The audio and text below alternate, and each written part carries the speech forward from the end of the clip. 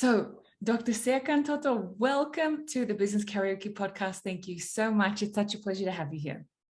Of course. Thank you for having me.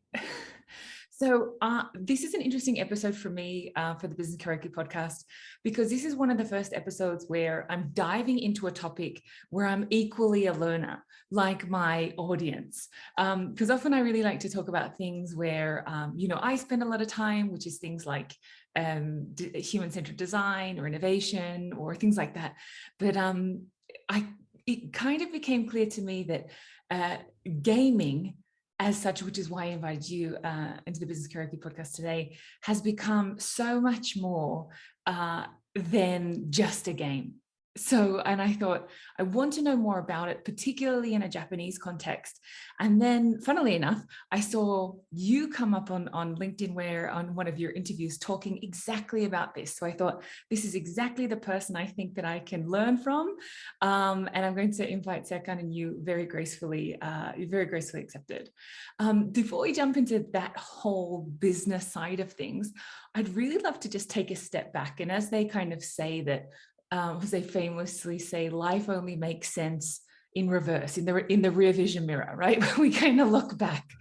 I'd love for you to just kind of set the scene a little bit about when you first fell in love with gaming, or what was your first kind of a game that might have sparked your interest, just to kind of set the scene for the Business Karaoke listeners a little bit. Sure.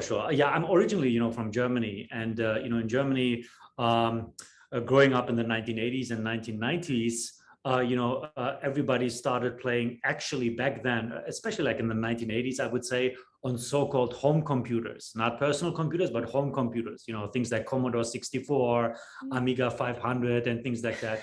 I think that these computers are almost not really known in the Asian region, or also very limited only in, I think, in North America or places like that. But in Europe, it was a big deal, and a lot of the so-called quote unquote computing back then was about games.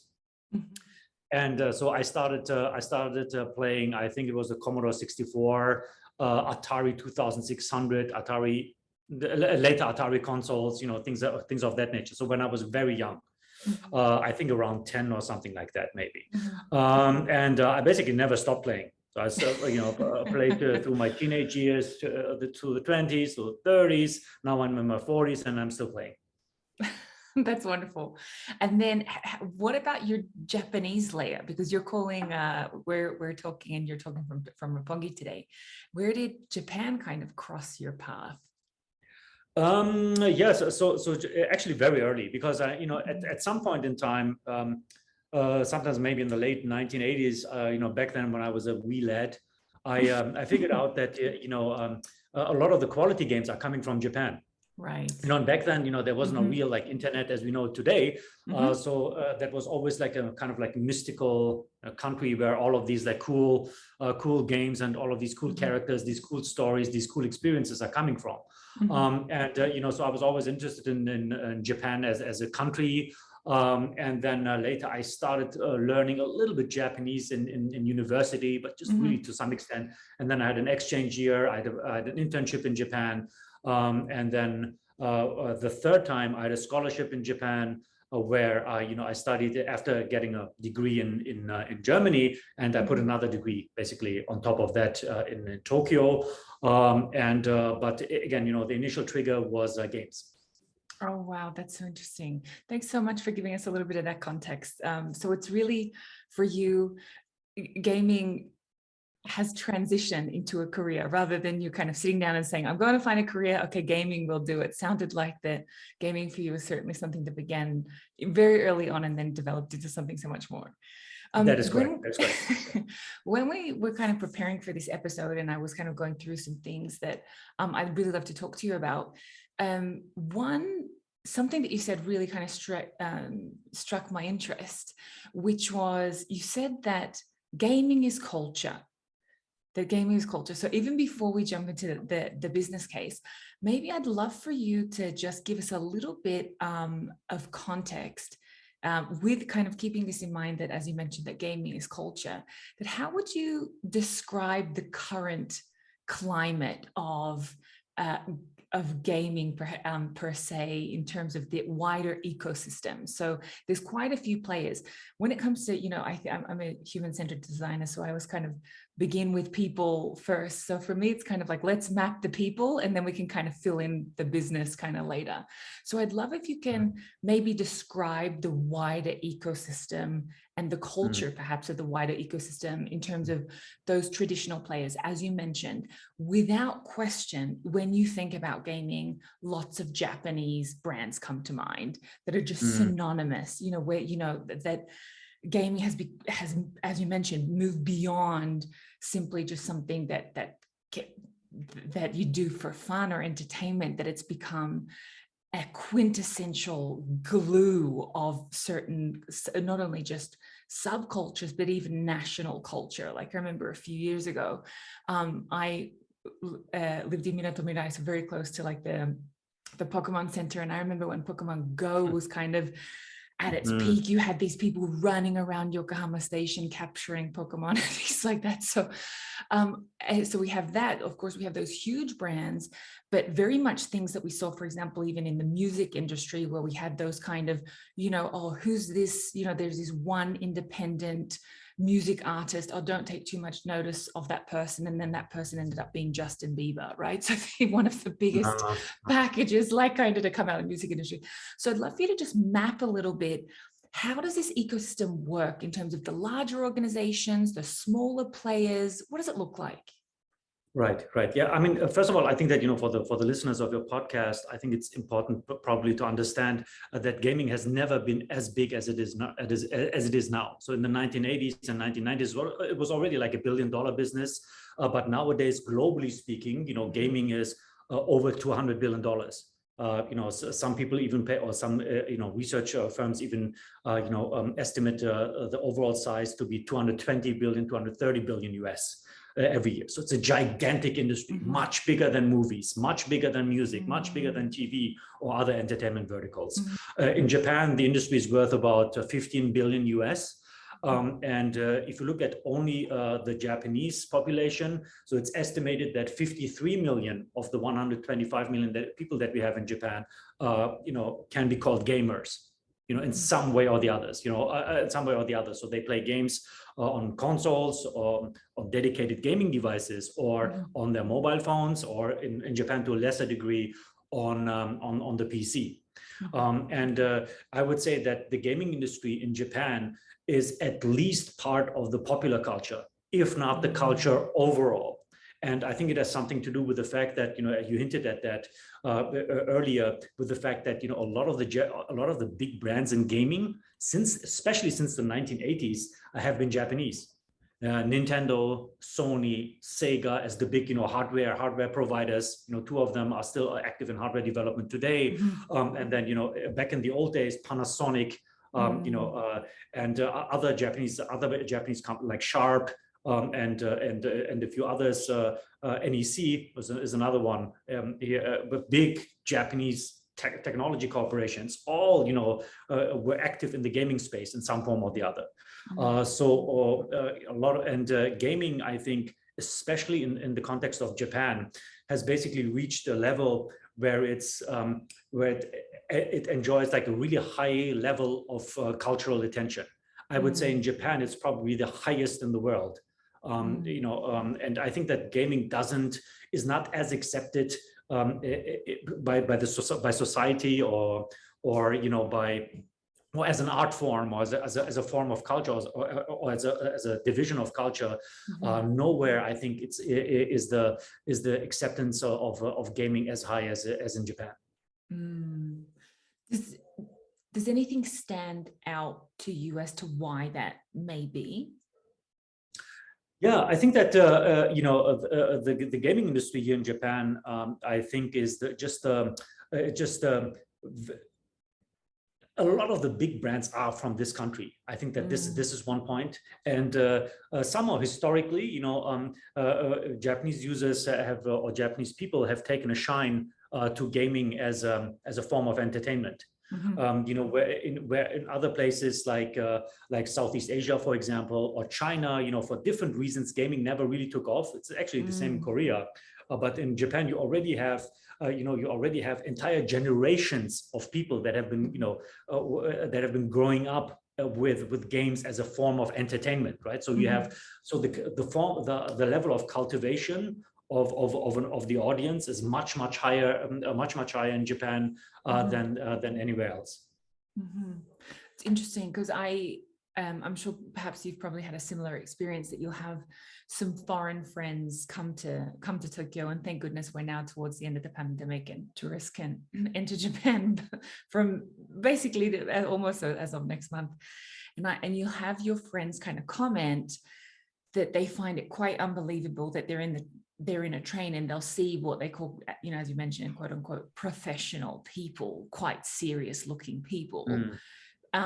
Playing games on the train because as it kind of is the mental model of what a gamer is supposed to look like doesn't fit, whereas in Japan it's really, as you mentioned, perhaps it's even things like the longer commutes that maybe you have in Japan, or the fact that the train system is reliable. I know, for example, in other parts of Southeast Asia, the public transport system isn't as reliable, and for example in North America or in other places, especially even in Western Europe, a lot of people drive. And so there's this kind of, couple of hours a day that people are just kind of sitting around. And then gaming seems to just be something that's synonymous with their daily life. It's not even like I'm going to go and play a game. It's just, this is how I'm using my time. Yeah, I think that for these people, gaming has become part of their lifestyle. Right. I mean, it's not only, as just to kill time or just as a form of entertainment. It's something that they do every day, or maybe at least every working day. I think that's one part, what you mentioned. I think another part is really that early cultivation of a gamer audience in Japan. When you see a 45-year-old professional salaryman in the Yamanote line playing a mobile game on his phone or her phone, of course, there are also a lot of female players actually. Right. You can bet your house that this person most probably has been playing games when they're already in high school. Right. Whereas not every 45-year-old in Europe or in America probably the share of people who have been playing games when they were younger in that age bracket, again 40, 45, 50, is much higher in Japan than I would say in North America, or especially in Europe. So when I was in high school, when I was 18, 19, 17, something like that, I think when I was 16, 17, class of 25 people, I think that 2 or 3 other people had consoles, Super Nintendo back then, and of course the ratio in Japan was much higher back then. It was basically almost night and day. That has changed over time. That has changed over the decades. But back in the old days, it was really different. Yeah, I do remember. I remember that you went to a friend's house who had a console, right? Because it wasn't, not every single person had a console.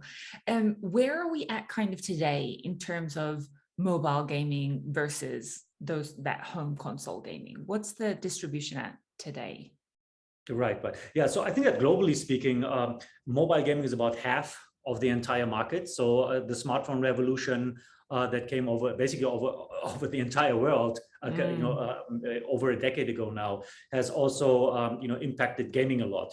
So now, back a couple of minutes ago, I said that 53 million Japanese are playing games.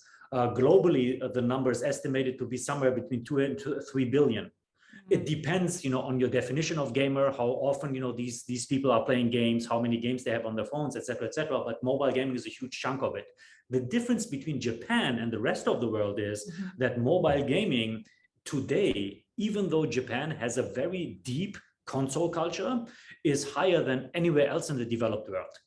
So in Japan, around 75% of all gaming revenue generated flows into the pocket of a mobile game developer.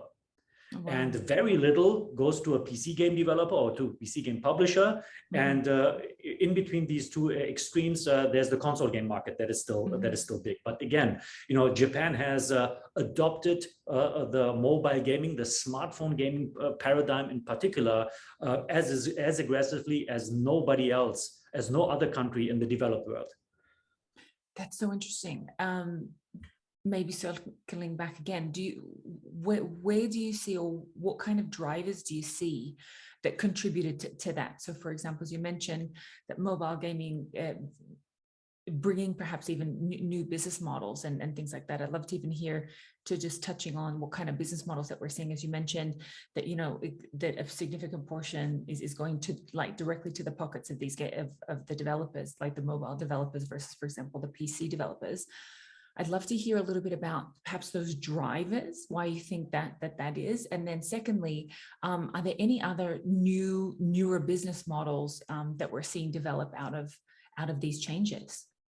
Right. Yeah, I think that to your first question, I think that the biggest driver was free-to-play, the free-to-play paradigm that came into the monetization of mobile games, of games in general. In 2009, Steve Jobs allowed free-to-play. Steve Jobs allowed in-app purchases. Before that, you know, Apple only had fully premium based games or fully free games that were monetized with advertising. There was no between. And again, in 2009, you know, Steve Jobs basically said, okay, now we are also allowing in-app purchases. Google did that a little bit earlier. And if you remember, 2009 coincided with the financial crisis. That's so right. People had less money in their pockets. So some people are basically having the theory that free-to-play couldn't have started at a better time in the last 2 decades. Right. You know, so if people had again less of an entertainment budget, and then free-to-play just exploded. It exploded in the West. It's already started a little bit earlier actually than that in the Japanese market around 2008. But then you know, TV advertising became cheaper. And what happened in Japan was the two big mobile gaming companies back then, they're still in existence today, DNA and Gree, they did a lot of TV advertising. So they completely changed the entire, you know, the entire way the gaming industry was thinking about advertising, mass audience, appealing to the mass audience, user acquisition at a massive scale.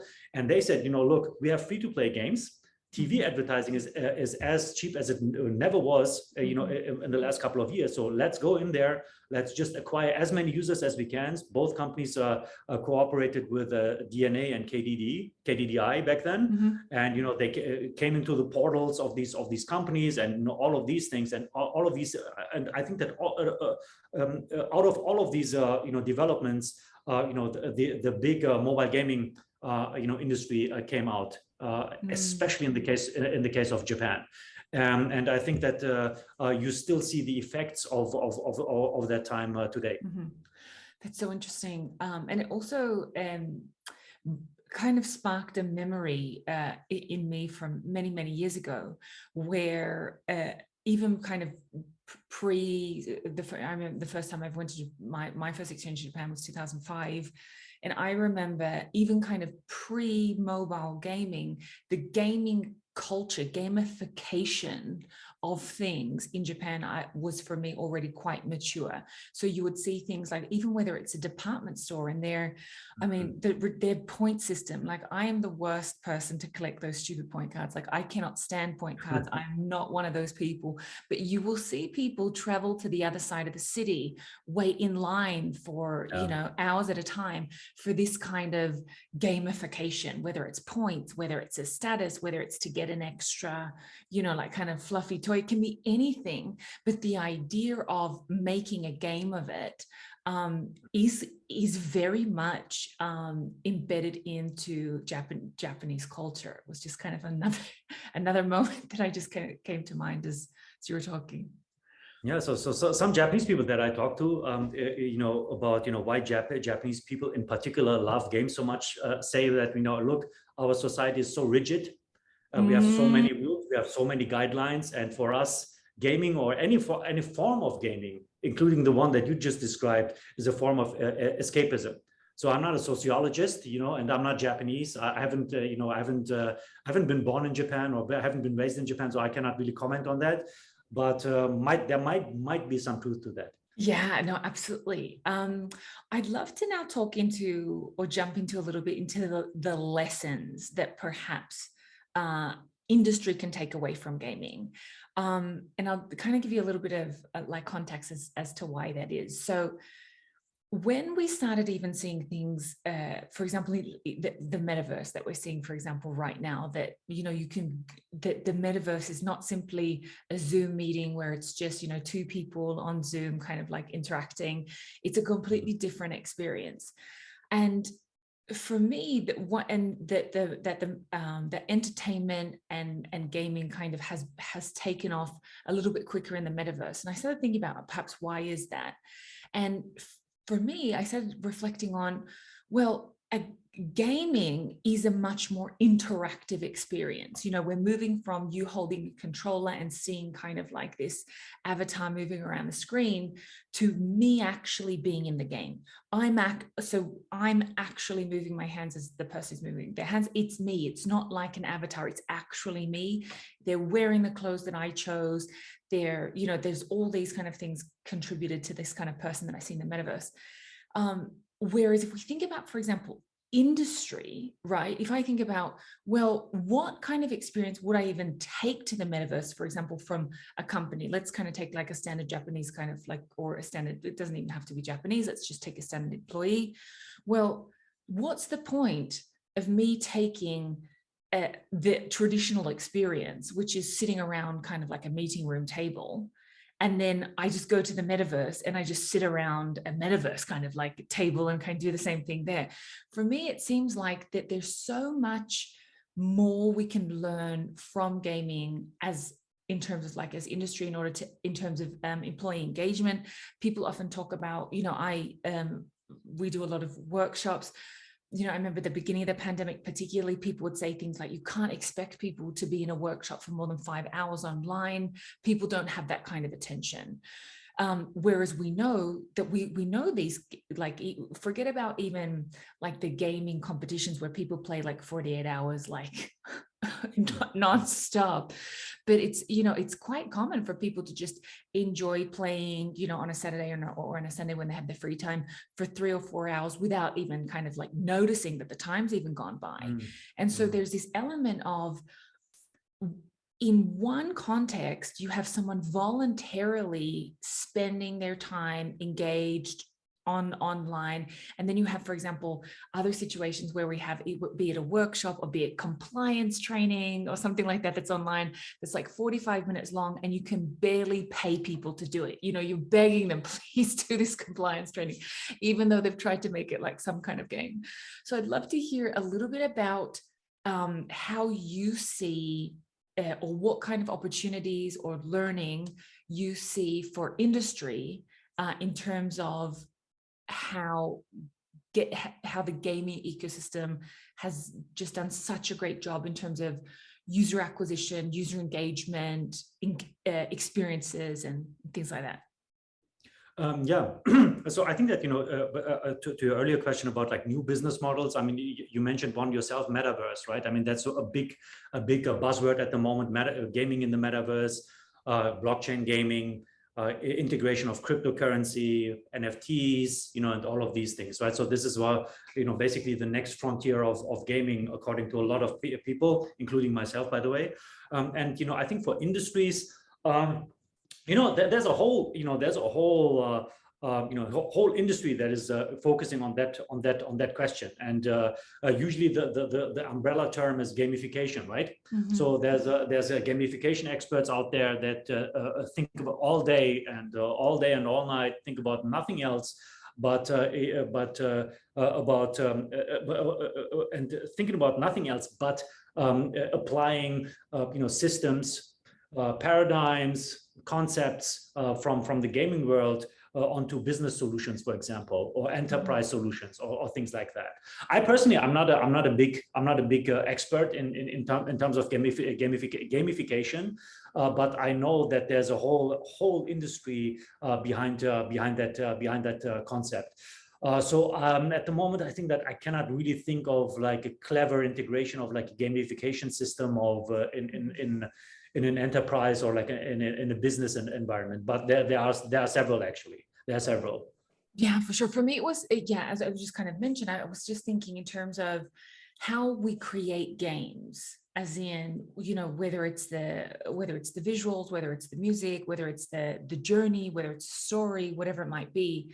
for me just is something that is completely lacking in, for example, industry. And if we think about it, there's so many opportunities, especially now, for companies to tell their digital story, to tell to take customers on a journey. And for me, thinking about it, it's a game is a journey. Now the more that I understand, so you begin here, you have certain tasks, and it's sometimes and then you come out kind of the other end. So there is this idea that there's this journey, that whether it's the hero's journey or whatever it is.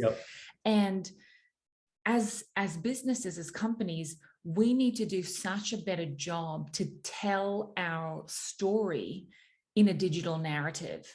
And I think that's, for me, a really interesting opportunity, or that's a really interesting conversation that is in some context still quite, or it's still quite immature. Because I remember at the beginning of the pandemic, someone once said to me, it's not just about taking what you do and then just doing it online. It's about rethinking the entire experience to optimize it for a digital world. So it's taking those cultural values, and that doesn't necessarily mean like Japanese cultural values. It's what's the cultural value of your organization. So if you're an insurance company, or if you're a finance company, how do you communicate safety, for example, or security or trust? How do you communicate that online? And I thought that's an interesting concept, because gaming environments have done such a great job in evoking emotion. Whereas like websites, for example, I still think have a long way to go. Right. Yeah, I think that the lack of examples, I think, for this shows like how immature this field is still. Right. I mean, I cannot. Right. There are some. Sometimes I have the feeling that hey, this company probably hired a gamification consultant or something like that to help on the brand strategy, or like communications, or things of that nature. But I think that at the moment, gaming and the traditional businesses in many ways are separated from each other. I think there are most probably a lot of things that the traditional industries or the non-gaming industries can learn from the gaming industry. But so far, I would say that even gamification as a field or as an area is still relatively immature. There's not just to give you an example, I cannot even think of actually one like a gamification guru who everybody listens to, or who's like an opinion leader, or who's like really the guy or the gal that is sitting on top of the pyramid and that everybody looks up to. And it's still, I think that it's still like a moving concept at the moment. That's so interesting. So Serkan, as you being the CEO and founder at Kantan Games, I'd love, what kind of questions do your clients come to you with? What are the kinds of problems, or what are the kinds of things that you work on? Yes, so there's basically two things. So it actually depends on the client group. So I have two main client groups. One are financial institutions that are interested in publicly traded Japanese game companies. So we have around, it depends on your definition of game company, but because some are doing other things like I don't know, content, venture capital, or things like that. But if you are a little bit tolerant, you can say that we have 50, maybe 60 game companies in Japan that are publicly traded. It's the highest number in the world, even higher in China as of the making of this podcast, at least. And they just want to trade, right? And I basically consult to them from a financial perspective, so that my clients hopefully can make better investment decisions later. The second group is game developers from outside Japan that are interested in the Japanese market, and for them, Japan is like the big enigma, like a big black box, right? And I would say that in the world, not only in Asia, in the world, we basically have three big black boxes. One is China, one is Japan, and the other one is Korea. So if you look at the game market overall, the biggest game market in the world is China, then US, then number three is Japan, and then I think number five is Korea. So you basically have three Asian countries in the top five gaming countries in the world. And again, especially for the Western countries, these three Asian regions are black boxes. And I would say that China is the biggest black box. because of the regulations that come with the gaming market. Japan is the #2 black box, and I think that the lightest black box is Korea. That's interesting. But Japan is a very tough nut to crack, so that's why a lot of the questions revolve around how to get into Japan, what can we learn from Japan, who can we partner with in Japan, how can we do M&A in Japan, things of that nature. What are the things that you kind of find yourself constantly repeating? So in terms of like when your clients come to you and say, hey, as you mentioned, Japan is black box to us. What's kind of some of those things, of course, without without going too deep into things that maybe you can't talk about, but talk to us a little bit about those, maybe just a handful of things that you say, what, I find that I'm telling, no matter who it is, and I've written about it, it's everywhere on the internet, this is the thing that I just find that people, just either have a misconception about or just don't quite know yet. Is there any kind of something that stands out? Yeah, the biggest one from the from the game developer side is how can we change our game to appeal more to the Japanese market? So I think that Japanese game developers are now. I have the feeling that game developers have now a much better understanding of the Asian region or Japan, including Japan, than 10 years ago or 12 years ago. And 10 or 12 years ago, people made like some really a little bit like awkward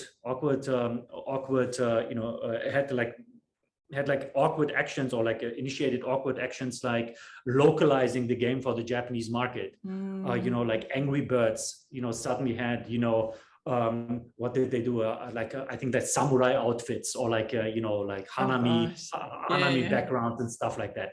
It's really too clumsy, right? It's too much on the nose. And again, that has gotten better over the last couple of years, but you still have the one or the other developer who thinks that, look, if we put Mount Fuji in the background, in a certain level, that might generate more downloads for our mobile game, things of that nature. I'm exaggerating a little bit, but it's a little bit, it's still like that. And I always tell people, look, this doesn't work in Japan, right? I mean, nobody will download more. I mean, you will not see more downloads because of these like clumsy like localization efforts. Other things are like, they look for partners in Japan, other game developers that they can hook up with for promotion, publishing, especially PR. Believe it or not, if you're a foreign game developer that wants to publish a game in Japan, there's no PR company to do that. Of course, there's always a PR company if you pay enough, right? If you pay like $1 million, every PR company will jump on it, right? But for at least reasonable amount, there's no really like specialized PR agency or communications agency that takes care of game developers or other forms of entertainment in that context of like getting into the Japanese market. So it's very much content based or around the marketing in Japan. Again, PR, communications, finding partners, and finding staff. And finding staff is super brutally hard in Japan at the moment in the gaming industry. Yeah, and it's usually the same set of 5 or 10 questions. Right, that's so funny. I'm laughing at just put like some sakura like blossom like falling down the screen. I'm laughing at that because I often find even also in my business. The over localization sometimes is a detractor, because one of the reasons that they're working with you is because you're different, is because you've got something, because there's something that you're bringing to the market that they don't have. If they wanted something that was very Japanese, trust me, you wouldn't get the call. You wouldn't be in that meeting. So don't come to the meeting trying to be something that's different to the thing that got you there. Right, your design or your experience or your product or your service, whatever it was, got you to that meeting, and then when the time comes to the meeting, you change everything. You think, hang on a second, then you're now not even the company that they thought that you were, and then kind of people wonder, oh gee, I wonder why they said no, and then kind of the deal kind of fell through. So for me, even on my end of the scale, I've seen that kind of over localization backfire as well. Yeah, it's really interesting because like at the moment, at the moment of recording this podcast, there's around 3 or 4 Western-made mobile games that are really successful in the Japanese market in terms of actually generating revenue, in terms of actually grossing money, and all three/4 of them are not localized at all. There's not even one pixel. There's not even one pixel changed in these games, and they are very successful. I think that they are successful because of that. Right. I mean, the Japanese are better at being Japanese, right? So leave the Japanese to the Japanese, right? So don't change, your content to butter up to Japanese users. It doesn't work anyway. And, you lose a lot of time, you lose a lot of money, you lose a lot of energy doing that. Right, absolutely. If we take kind of a pivot, and I'd love to hear your view on, for example, we all know the disaster that was, or not necessarily the disaster, but also the disappointment that was the Tokyo Olympics, right? 2020, it was delayed a year, became 2021.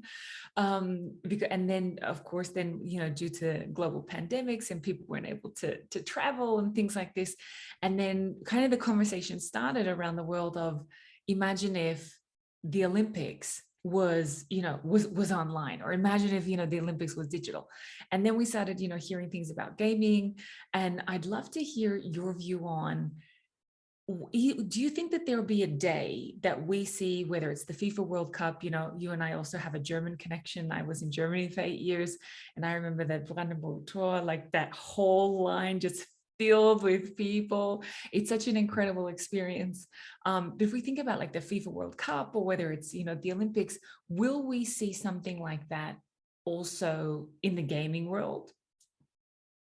You mean that people in the real world, huddle up and, watch other people play games, or? Well, let's go both. I'd love to hear, yes, will people watch other people play games? I guess that's kind of like more like the Twitch kind of platform where that we were seeing that certainly arise, but in terms of, do you think that there will be a time that we all are connected digitally, and we have that you have digital, like you'll have the athletes, whatever that might look like? Do you just think that we might see this kind of digital Olympics, digital FIFA? Do you think that we're going in that direction, or do you think that it'll look a little bit different?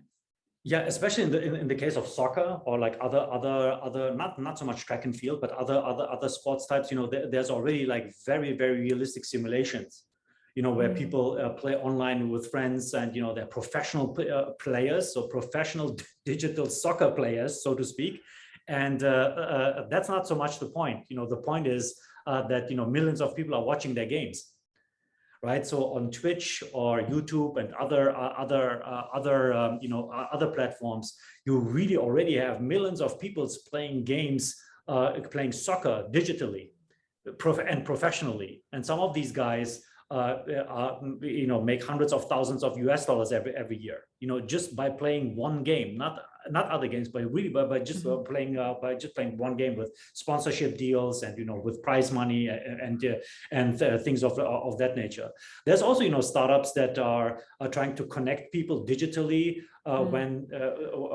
while watching a real world sports tournament, or like a match or something like that, and make them like basically cheer on, for example, all together. There's already startups that are working on that, including in Japan. I can't remember the name of the app, but there was like a startup that was trying to, again, connect Japanese people digitally, when they watch baseball or something like that.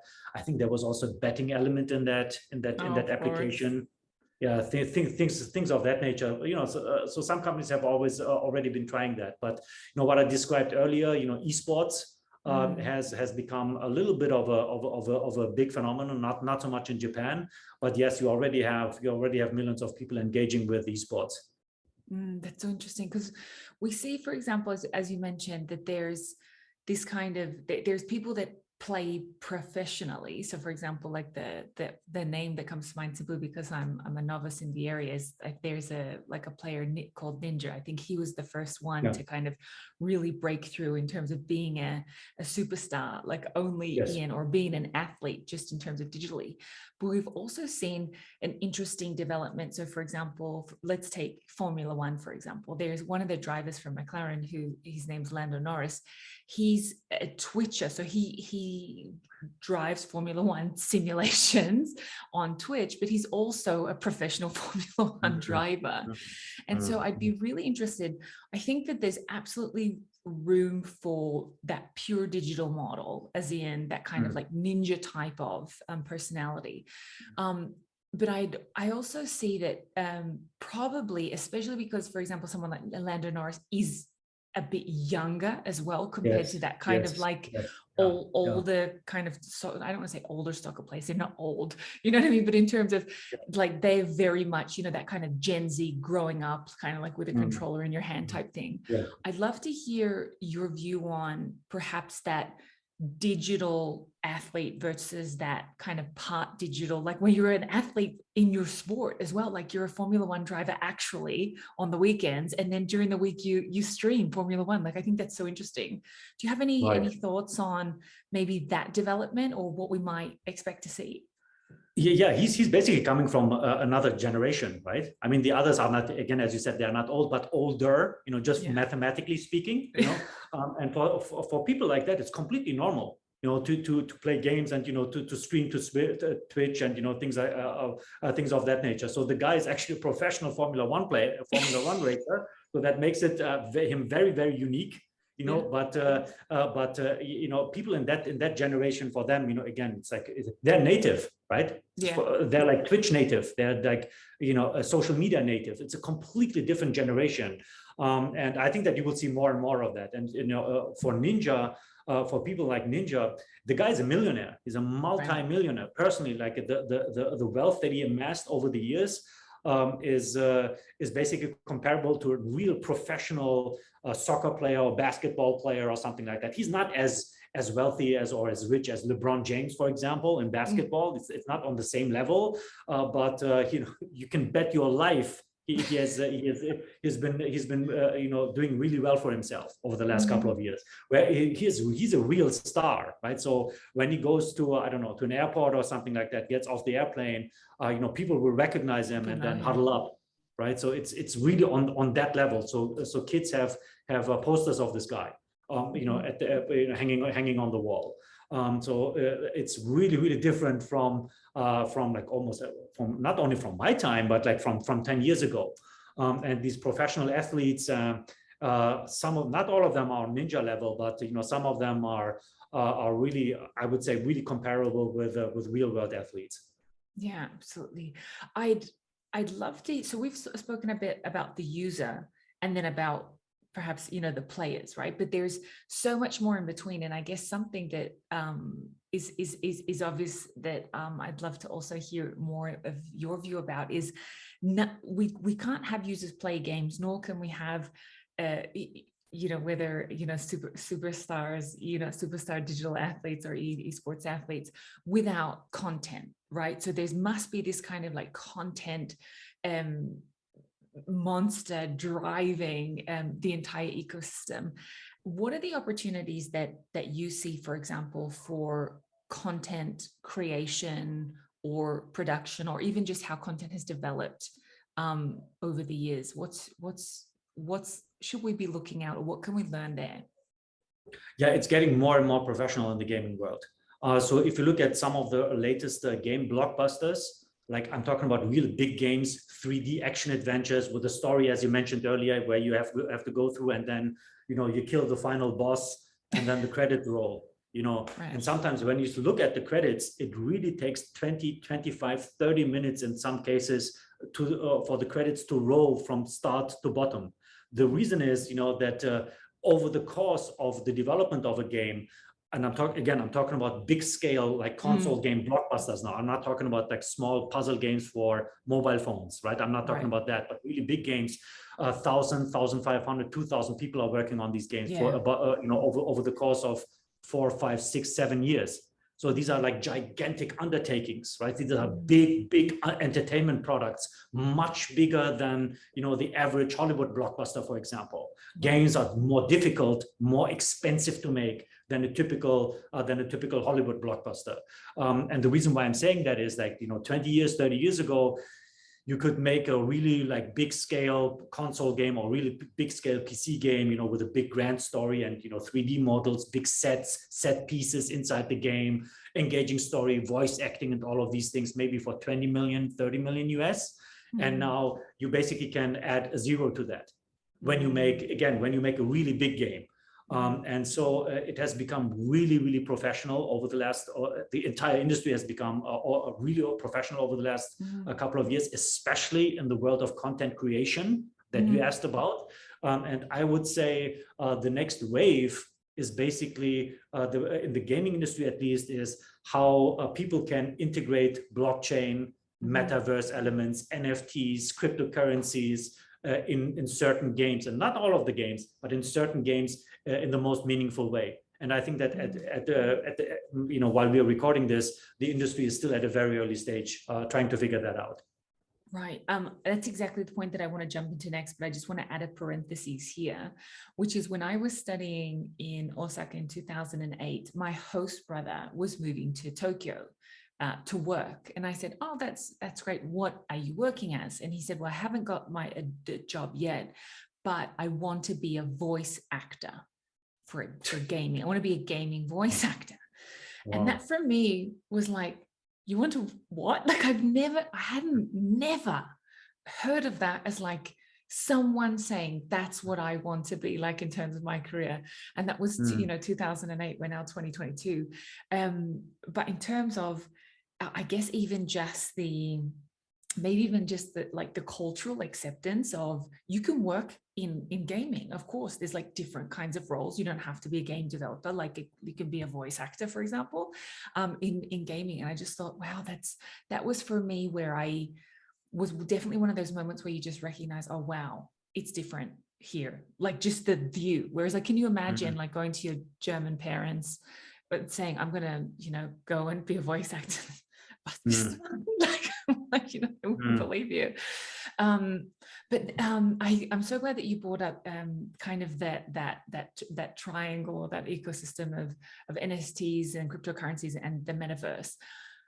Can you walk us through? It doesn't necessarily have to be something that currently exists, but can you walk us through how you see how you see those three incredibly important and at times, or perhaps still quite young models, how they interact? Is it the fact that, that we go into the metaverse and we buy things like with our NFTs, or we sell things with cryptocurrencies? Walk us through kind of like what that might look like. What can we expect? Right. Yeah, actually, if you want to, you can experience it right now. Because there's already, some metaverses out there that integrate all of these things into the metaverse.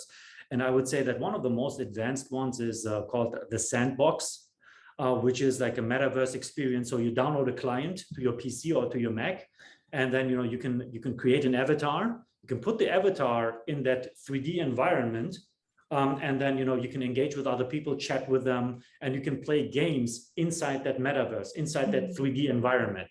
And you can spend or you can earn cryptocurrency inside the Sandbox, which is called Sand.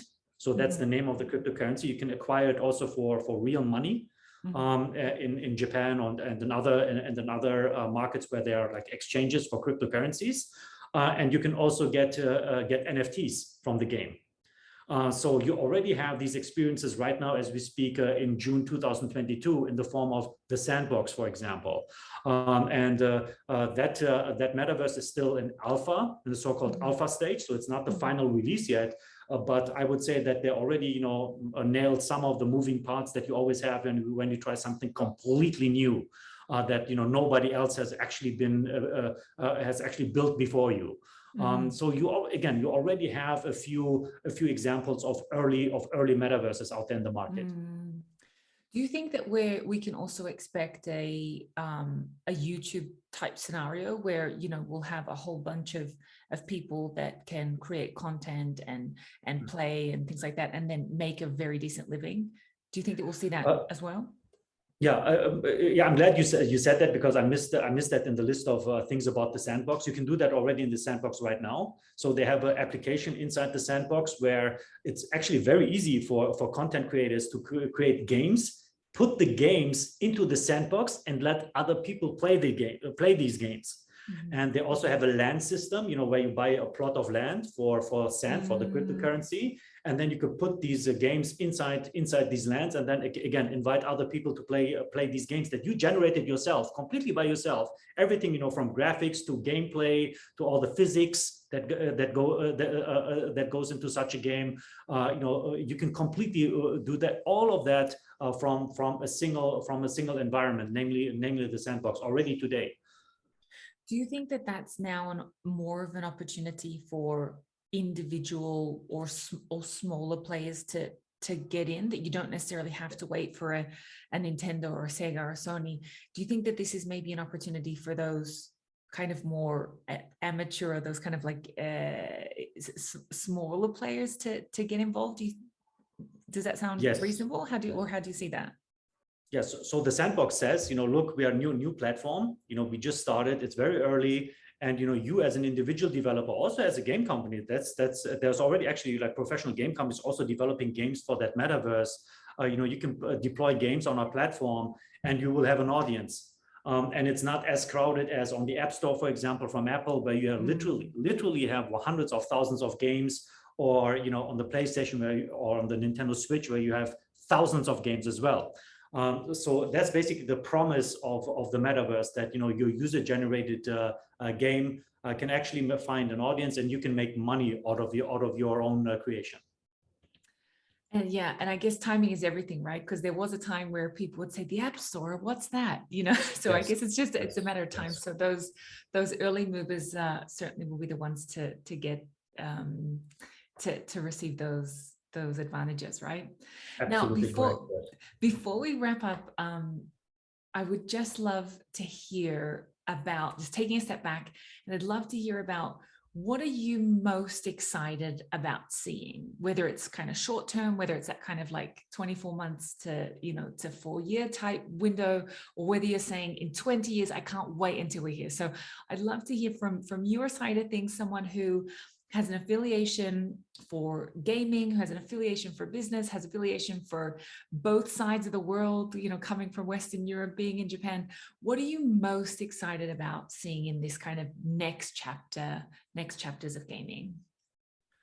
So short term, I'm most excited for what Nintendo is cooking up for the next console. You know, Nintendo is a very experimental company, so they have very quirky ideas. The Switch that they currently have, which is the current big, bread and butter product, the current console, and I'm looking forward to what they're cooking up with the Switch 2 that everybody expects over the next maybe 2 to 3 years or something like that. In the midterm, I would say it's really the integration of blockchain, NFTs, cryptocurrencies, and things of that nature. Not into all games, but into gaming in general. I think that this might be one of the biggest changes in the gaming industry over the next couple of years. And then the long term, I'm really curious if we will ever have a gaming experience like in Ready Player One. Where you really are not only in a metaverse, not only with an avatar, but where you are completely inside the game, including not only your eyes, but including everything, your brain and your entire body. So that's one of the big promises of the gaming industry for the next decades. And let's see if the industry can realize it in our lifetime or in my lifetime. Well, Dr. Serkan, that is without doubt that there's not going to be any lack of changes in the gaming industry. And so it sounds like that this is rather the end of a conversation, very much the beginning, and would have to have you come back to the Business Karaoke Podcast and give us an update when we see some changes about how things are developing, and you can kind of keep us up to date. Sure, absolutely. Thank you so much for joining us. Thank you so much for being so generous with your time.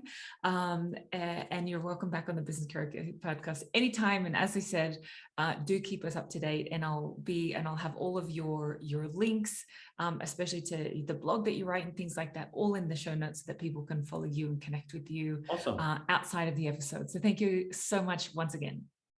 No, of course. Thank you. Thank you. Have a nice day.